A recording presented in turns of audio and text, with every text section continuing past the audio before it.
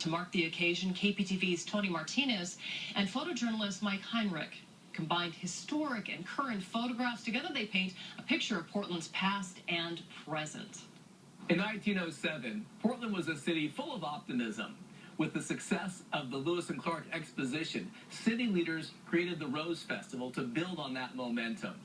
Over the years, Portland and the Rose Festival have become synonymous, and today we're using them as a photographic framework to show how our city's evolved over the years, and as you're about to see, how some things haven't changed a bit.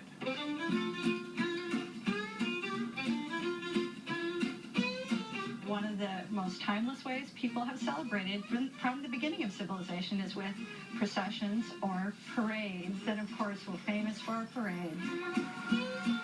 These days, a stop at Southwest Broadway near Stark might mean dinner at Pozzo. But 99 years ago, when this picture was taken in the exact same spot, it was the perfect place to watch Queen Thelma pass by in her horse-drawn coach. The year was 1914. Just down the street, the corner of Broadway and Yamhill is the current home of Nordstrom, where not much has changed since Queen Sherry and her court rolled by in 1962.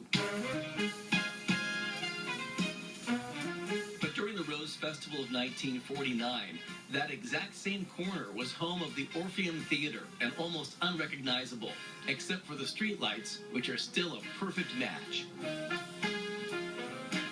Portland's growth can also be seen in the view of its changing skyline from the Burnside Bridge.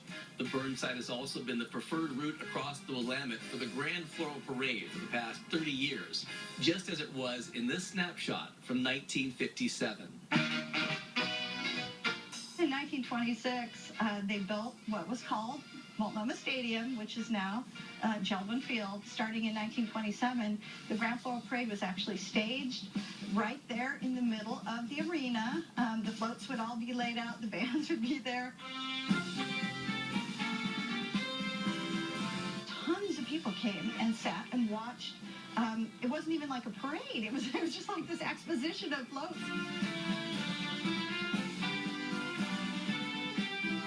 With the iconic white stag sign in the background, not one but two stars of the silver screen shared the Grand Marshal spotlight in 1954. It wasn't just the men who were the Grand Marshals, the horses were the Grand Marshals too. So Trigger was as big a deal as Roy Rogers. On June 27th, Portland's first public rose garden, Peninsula Park, turns 100. The gazebo, brickwork, and several original plantings are still there, unchanged, as they were in this portrait of the Junior Court from 1963. What excites me about Rose Festival is the connection over things that have happened in the past with Rose Festival and how you can bring that into today's celebration. The minute you go to Rose Festival, you make a memory.